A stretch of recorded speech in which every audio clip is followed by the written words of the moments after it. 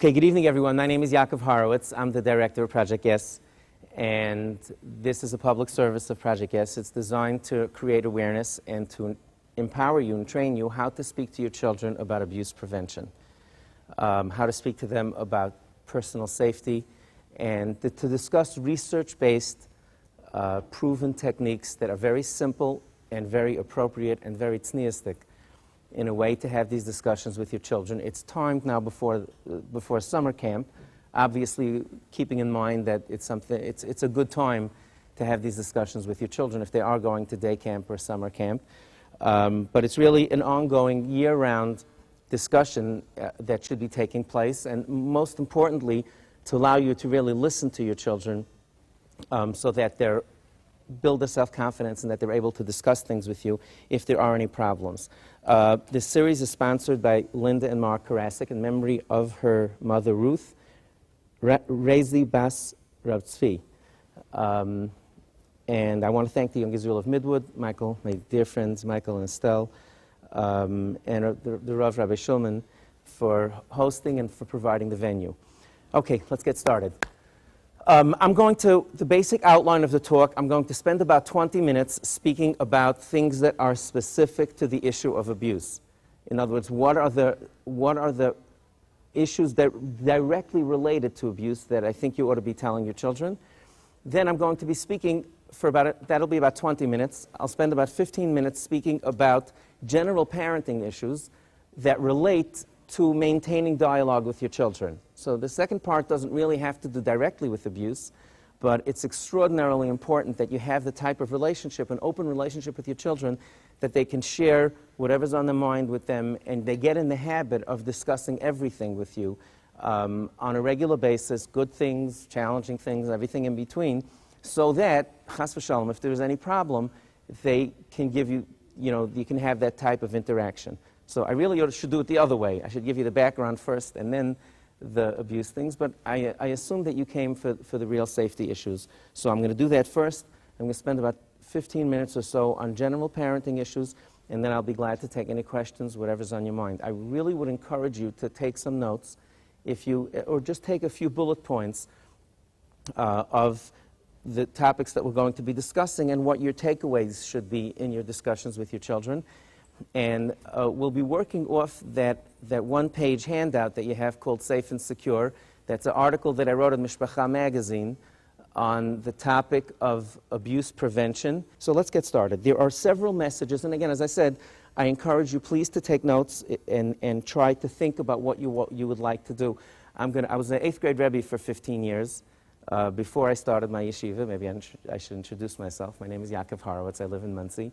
I'm the principal of a boys' yeshiva called Yeshivah Derkei Noem. It's a boys' elementary school that I started 14 years ago. I'm also the director of a program called Project Yes, which I had the schus to start with Rabbi Shera Zechat Tzadik Uvracha, and with the support and guidance of the Meitzes Gedolei HaTorah. And over the past 14 years, we've done a number of programs to help children, and every single summer, I get a spike in calls from parents whose children were nebuch molested, much more so than during the year, because things are not as misudar as they are during the year. And it's not only sleepaway camps. Sleepaway camps probably have less than unsupervised bungalow colonies. You go away for a week, you leave your kids with someone they don't know, you're exposing them to a lot of new people and new faces and new opportunities for trouble. So every summer, I just keep getting phone calls. And a few weeks ago, I just decided, I told my wife, I said, I'm going to do whatever I can. I'm going to run around and speak in a few different communities and try to get the message out that these very simple techniques are helpful, they're research-based, they work, and as I said again, I encourage you to do so. So number one is a very clear, these are messages that you should be getting across to your children. I'll speak a little bit later about how you should do this and what research shows are the best ways to do this. But the first thing is, nobody is ever allowed to tell your child of any age that they have a secret that they cannot tell their parents. Okay? That's number one. You tell your children, nobody is ever allowed to tell you not to tell mommy or tati, mommy or daddy, ima, abba, whatever term you use at home. That's a universal thing. that's a sign of tremendous trouble. I'm a school principal. I have discussions with my talmidim all the time. There is no set of circumstances in this world where I should ever tell a child, listen, let's just keep this between us, and don't go home and talk about it, because that's not good. Nobody should ever do that. No adult should do that. And does it work? So I'll tell you a story. I have a few stories. It's hard to believe. One thing that we have a barrier very often in this discussion of abuse prevention is that we have a hard time believing that our kids really listen to us. Okay? In Talmudic terms, you call it a kal v'chomer, right? You'll say, they don't listen to me when they're in front of me. I have a 12-year-old kid. I tell him to go to sleep. He says, whatever, I come in for dinner. He's always got an excuse. So why would I think he's going to listen to me when he's not in front of me, right? But it really does work. It really does work. And what I've been telling parents, to try to give you just a simple a way of thinking, an analogy perhaps. Imagine if you were to go out and take your family out to dinner. Imagine you go out to dinner in a local restaurant, and you'd all be eating soup. Your entire family, parents, children, let's say ranging in age from 3 to 15. Now, imagine that I walked in as an outsider, and I took a spoon, and I started sampling. Imagine just a minute, you didn't know who I was. I was a stranger. I just came over to your table and started taking food from sampling everybody's soup. How old do you think a child would have to be to say or think or look like, say, hey, what are you doing? It's mine. How old? 3, right? I would say somewhere between 3 and 5, right? A 5-year-old for sure would say that. They do it with their snack. They do it with everything else.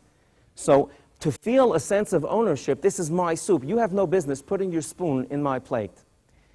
If you can walk out of here with the tools to train your children to think like their bodies are their soup. It's something that's theirs. My body belongs to me. That's all. This is all it takes. It's as complicated and as simple as that. If you get your children to understand that their body is private, nobody's allowed to touch them or take from them in that way. If they think of their body like it's the book bag or a snack of theirs. If I went into my kindergarten class and started popping snacks out of the kids' bags, you can believe very quickly somebody's going to say, hey, Rabbi, what are you doing? That's it. It's as simple as that. So some of the details obviously are required and in order, but feel empowered. It's all you have to do is shift their thinking to their own bodies as something that's theirs. You have to think like a predator.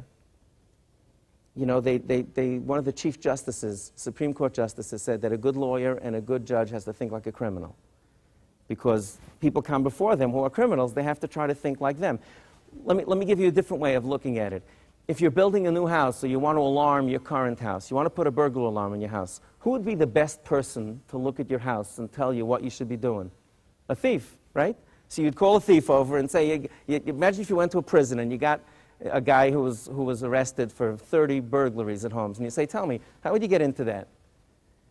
They'd be the best ones. They say, oh, those bushes are great. I can hide right behind them. Take the bushes down. Okay?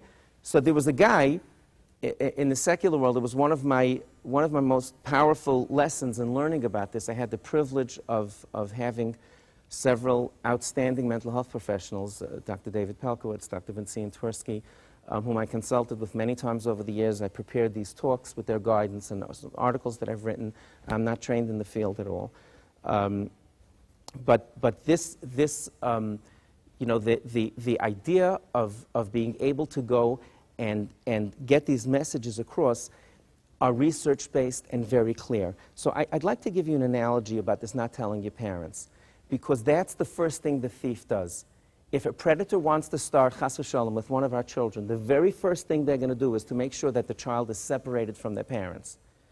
Don't tell your parents. Sometimes they threaten they'll hurt their parents, or they just say it's a secret between us, or I'm going to give you a treat. So this is what your children should be trained. If anybody tells you not to tell mommy or tati, you come and tell us right away and we'll give you a treat. True story. About 10 years ago, I did the first class of this nature with parents in my yeshiva. Right before the summer, I did a mandatory sign-in workshop. I asked all the fathers and mothers who are parents in my yeshiva to come in, and I spoke to them exactly like this. And one of the things I told them was to tell their children, if somebody tells you not to tell your parents, come and tell us. This was in June. A full year later, fast forward a full year later, Shavuos time, a general studies teacher, true story, a general studies teacher in my yeshiva was doing a project with the kids. And it involved making flowers for their home. They're going to bring flowers to their mommy. So they sat there cutting out the papers and made flowers out of it and glued them together. And then they laid them out to dry. And the next day they were going to color them and take them home, paint them and take them home. Okay? You figured out what the story is? There you go. So the Mora goes after the first day and tells the kids on the way out, shh, this is a surprise. Make sure you don't tell mommy about this. Okay? True story. And in all innocence, she said, shh, don't tell, it's a big surprise, don't tell mommy. The Talmidim in my yeshiva, that grade, was dismissed at 4:15. 4:18, my cell phone started ringing. I promise you, I was, for the next hour, Rabbi Horowitz, my son came home and he said, whatever. And it was the funniest thing, because everybody knew, they knew there was nothing wrong. They were shocked that the kids got it. They said, my goodness, Rabbi Horowitz, it works. They knew it was nothing. But the children burst through the door and they said, Mommy, Mora said I shouldn't tell you. Where's my prize? So it works. I had a pre-1A Talmud of a 5-year-old kid, at the beginning of the school year this year. We get subsidized, public bus service from the district. So the bus pulls up in front of the house, opens the door, and my Talmud, this little knee-high to a grasshopper Talmud, looks at the bus driver, and it was a substitute driver. He didn't have this driver before. He says, hey, who are you? He says, I don't know who you are. So he says, well, I'm a substitute driver. He says, oh, no. My mommy said I can't go if I don't know the driver. He went right back into the house. The mother called me and asked me what to do. So I said, she was thrilled that he did this, but she said it was a little overkill, perhaps. I said, he did exactly what you told him to do. Take him to a bagel shop on the way, buy him a good nash, and drop him off in yeshiva. This stuff works. This stuff really works. That's message number one. Message number two is the issue of personal space. And try to just encourage your children, just like the soup. And the research shows, the experts say that the way to do this is at a very young age. And again, this has nothing to do directly with abuse, but it's a gestalt, it's a mindset. Train the children to this is your drawer, this is your room. People knock when they go into rooms. It's the overall notion of encouraging privacy.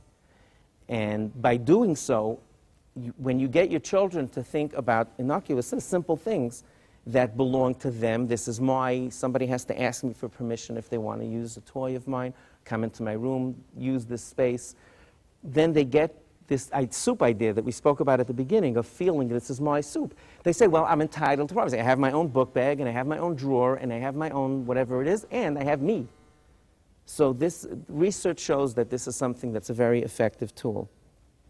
Third thing, train your children that people are not allowed to make them feel uncomfortable, and that they have a right to say no to an adult, even to an adult. You see, part of the complication of many of these issues is that some of this flies against what we train our children to be edel and fine and deferential to an adult. That's great 99% of the time. The 1% of the time that someone wants to take advantage of them, they may not have the tools and the framework and the self-confidence to say, hey, don't do this to me.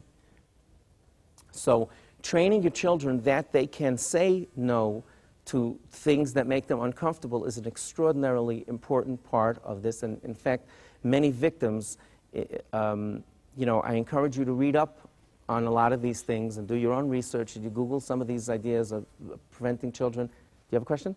I'm sorry. Part and parcel of this is this issue of you'll read that a lot of victims say, I didn't know that it was an adult. I didn't know that I could. They didn't feel that were empowered to say no. I'll tell you another story. This just happened a few days ago during Shavuos. with the great chesed of Hashem, my wife and I are already at anical stage, Kanei Nahara. We have 5 grandchildren, and the oldest is not yet 4. And I always read stories, bedtime stories, to all of our children when they were growing up. So I had the schus to pull off these books that were pull them out of the shelf that were 30 years old, and I was reading to our grandson. Now, since I play rough house. I do whatever the grandfather does. You act really silly, get on the floor and give him horsey rides. Whatever. Start acting like a child in front of them. So because I wind up, playing around, roughhousing, whatever it is with the cat, I always say, and because of this, I want to train him. So his name is Dovi. I said, Dovi, if there's anything when I play with you, if you don't like anything, just tell me, don't do it, Zaidi, please, and that's fine. Because if I give him airplane rides, so if he's afraid, so I tell him, that's what I told him. Dovi, if you feel uncomfortable, if you don't want to do it, just tell Zaidi. Shavuos morning, after the all-nighter, he was up early, so I sat down on the couch with him. I was trying to give his mother a break. So I was reading The 3 Little Pigs to him. And it comes the part, I huff and I puff and I'll blow your house down. So when my kids were small, I used to blow on, I used to I'll blow your house down. So I had read it to him the night before when he went to sleep. I'll huff and I'll puff, and I blew at him, we'll blow your house down. So in the morning, I started to do it. 1 page before already, he said, Zaidi, please don't blow on me, I don't like it.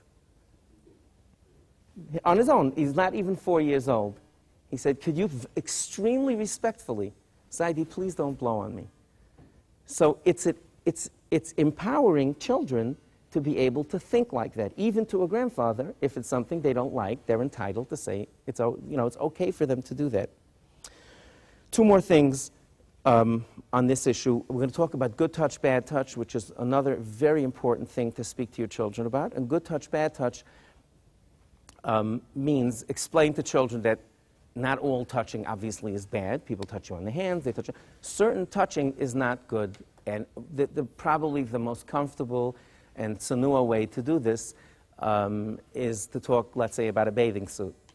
Anything parts covered by a bathing suit, nobody should be touching you on, except mommy and daddy when we bathe you, or when we dress you, and a doctor when he examines you. And the research shows, and the experts say, that it's very important to be specific and not use global terms like older people or people from our family. And because, unfortunately, I know it's hard for you to believe, but just Google it. The research shows that a majority, lots and lots of molestation is done by family members. Uncles, sometimes, people who are family members. So when you use terms, you have to really get out of this mindset that the predator is this weirdo with the raincoat. Many predators are charming, they have great social skills, there's just something terribly wrong with them. Did any of you ever hear of Mel Levine? Mel Levine was one of the outstanding educators in the last 50 years. I really would encourage you to do a Google search on him when you get home, just to understand what a sickness this is and how you do not know who it could be. I heard him speak. I can tell you, I walked out of that room so inspired. He spoke so beautifully. He wrote, he did a lot of great things in his life. He wrote many books on the subject. He was an advocate for special ed kids and kids who were weak, and he wrote brilliant articles and books about different kinds of minds and different types of intelligence, and how, 50 years ago, a kid who was slow, they put him in the corner. He was such an advocate.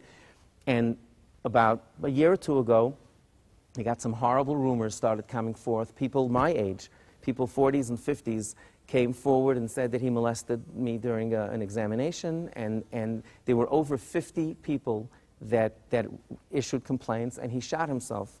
He committed suicide a few months ago. And he left a note, don't think that the suicide means that, whatever.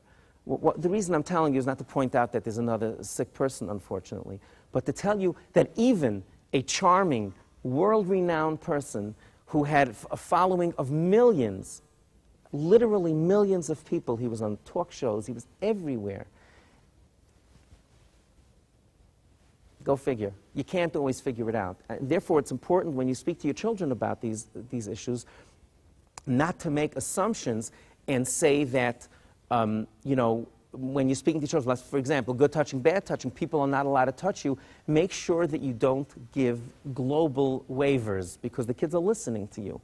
And if you tell them family members or people that you know are allowed to touch you there, you're setting yourself up, chas v'shalom, for them to blur the distinction between them.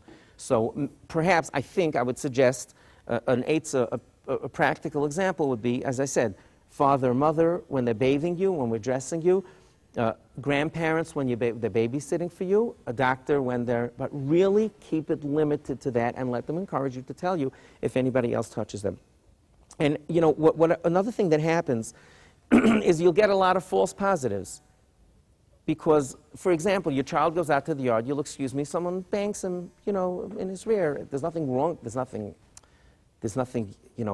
abusive about that. So they might wind up coming to you for something like this and listen to them and talk to them about it. But you're going to get, by nature, you're going to get false positives, but it's an important part of the process.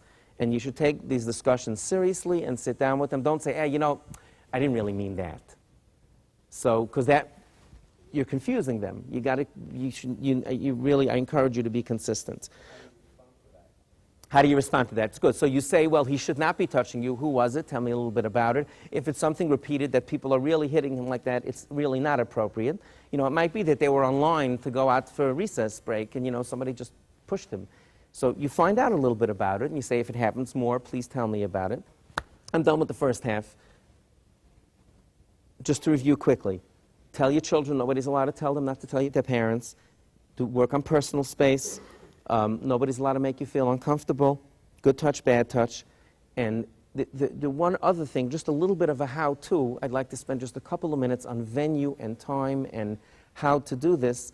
The research shows, Dr. Pelkowitz shared this with me, and I found it very interesting. I read a number of studies on the subject, that the optimum anxiety level for parents to speak to children is pretty low. And if you think of a continuum of 0 to 10, 10 being the most anxious you could be, and 0 is, sitting on a mountaintop watching the sun go down with the drink in your hand, So the optimum anxiety level is like 2, 3, 4, not 6 or 8. Because children, the research shows that when parents get very nervous, the kids get bugged out. They get so nervous that they really can't concentrate on what you're saying. So if you have no anxiety, they'll think that, you tell them a lot of things. Don't chew with your mouth open, don't whatever. They don't know that it's something serious. So you need to explain that, but not bug them out. One thing I would suggest that might be an idea would be to speak about general safety, speak about wearing a bicycle helmet, and sit down with them and have a general safety talk, and then bring in these things. You'll probably get more comfortable after the first or second thing, and you'll be able to, trust me, you're going to probably be uncomfortable the first time, just sitting down out of the clear blue sky. Yes, please. So the question is, you might give your children ideas. They're going to say, why would somebody touch me there? So you say, it's people who do this who aren't well. It's not a healthy thing to do. And there are people out there who are unfortunately not well and like doing this to people. That's what you say, just like that. Okay. And, it's one of the. I spoke before about this balance that you need to have. One of the things that makes it so difficult is that you really, like I said about, you teach your children to be adel and respectful to elders, and then you're telling them if an elder tells you something, it's a balance. So we raise our children with tznius and privacy and modesty. Nonetheless, the research shows that children who are naive about their own bodies are by far easier to molest than children who are more street smart and knowledgeable. So what I'm suggesting, and if you're interested in looking, I'm sorry, I don't have the name handy, a fellow spent 20 years going around to prisons and interviewing serial pedophiles. And he wrote a book about his experiences, and he asked them, tell me, one of the questions that he asked the guy was, which kids are easiest to molest? He says, show me a child who's naive, and I can do anything I want with them. So that's the balance. So by telling them, you need to tell them that there are people out there who do things like this, and that obviously there's something wrong with that, but you need to know that there are people, just like, maybe give an example, just like we know people don't steal from anybody else. You're not supposed to take things from people, but people do that. That's why we have an alarm in a car. And people, right, okay, people aren't, you might want to give examples like that.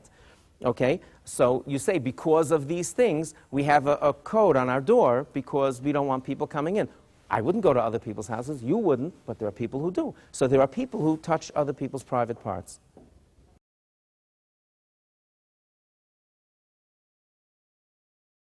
It's rare that a molester goes 0 to 60. To somebody they don't know and immediately start with them. That's not what usually happens. It's usually someone they know, and it comes around in that way. But there are no hard and fast rules. The idea is that you tell them. In other words, if somebody's tickling them, an uncle is tickling them, and they think it's cute, and then they don't start not liking it at some point in time, they stop and say, please don't do that to me. That's the point. The point is when somebody comes and says, let me tell you a little secret, and they listen, and then it says, don't tell your parents. And that's where the line is. The line is where these things were. When the line crosses those things, that's when it's time to step in. I'd like to get to some of the parenting issues, and then we'll take some more questions if you would like. As you see, a lot of this is predicated on having interaction with your children. You really have to have a close relationship in order to be able to have these types of talks. They have to be comfortable telling you about something that was uncomfortable to them. That you're making a lot of assumptions about what they need to do. So I'm just going to tell you a few general rules. Number one is encourage your children to share their day with you. Again, this is not abuse directly related to abuse, but it is important in the scheme of things. So number one, encourage your children to share their day with you. When they come home, get them in the habit from a very young age. How was your day? Ask them specific questions. I generally encourage parents to ask, I call it a targeted question rather than a generic question, okay? If you tell me, Rabbi Horowitz, I ask my son every day, how was your day? And he says, and runs up to his room. Right? Yeah, got it? Okay? I ask her, oh, yeah, whatever, fine, yeah, it's good, And what you're doing is you're asking, respectfully, you're asking the wrong question. When I stop Michael and say, Michael, how's it going? If he starts talking to me too much, I'm going to check my emails and walk away from him. How's it going? Well, actually, I actually have a little infection on my foot. I asked you, how you doing? I didn't mean anything. I wanted to see how you doing means hello. It's just a nicer way. So he says, fine. He may have a migraine headache, but he's not going to talk. So what's the definition of someone who doesn't have a life? You ask them how they're doing, and they actually tell you. So when you ask your children questions like this, you're going to get generic answers. How was your day? Okay, that's an appropriate answer to your question. If you say, how was your chemistry exam, or how did it go with that boy on the bus, and you follow with the previous conversation. If you ask your child a question that I couldn't ask, because I wouldn't know as an outsider, I can almost guarantee you that you'll get real responses. Now, teenagers will still be teenagers, but if you ask those types of questions, I really would encourage you to consider setting this as a goal. Ask your child a targeted question a day. And it's something you can do as busy as you are, and if you don't catch up on the weekends, and ask them 5. For those with BlackBerries, if I can give you, use a BlackBerry as a life tool, and a lot of other types of cell phones have this, when you send somebody a text message, the whole stream of messages that you had with that person pops up, right? You see all the text messages that you send in the last year. That's how I encourage you to think of your kids. Not that they're text messages that you can shut off. No, what I'm saying is, when they come home, you say, what did I talk to them about over the last few days? And it totally changes the conversation. It totally changes the conversation. You have a conversation, and you do this with people that you really love. You have a little bit of hard drive where you can go over and have a conversation which lets you know that I know who you are and I remember what we spoke about. It's an extraordinarily important tool, and to the extent that you want your children to come to you, chas v'sholom, if there's a problem, you got to have this in place, and you have to do this way before anything starts. Okay? Really listen, shut it down, try to turn off 5 minutes, don't answer your phones. 5 minutes. Just when the kids come home, when you have a little bit of time. Teach the children that they can discuss anything with you, and I think it's important that you tell them this. If there's anything going on in your life, even if I'm not going to like it, I want to know about it. Tell me about it, and you tell them this, even if it's going to upset you. I can't tell you how many, when the kids get into some of the adolescents, I don't have as much time to do this as I used to, but especially when I was doing a lot of this and speaking to adolescents who were in trouble, I would automatically ask them, did you speak, do you discuss this with your kids? Tell me I'm starting to use drugs or whatever it is. Do you discuss this with your parents? He says, no. Like, what's the point? Like, what's the point? I'm just going to upset them. They can't help me. Like, what's the point? One kid told me, he was so cute. He said, I said, why don't you talk to him about, he says, let me tell you something, Rabbi. As soon as I tell my mother anything that she doesn't like about music, about friends, right away she goes and takes out a tillum. So he said, like, what's the point? So it's important to tell them this. Really say it. Sweetheart, you don't have to say it every day. But look, sweetheart, if there's something going on in your life, I want to know about it, and I'd much rather know about it and be upset than not know what's going on in your life. There's an expression in the abuse realm. They say, hurt people, comma, hurt people. Hurt people, people who are hurt. Hurt people, hurt people.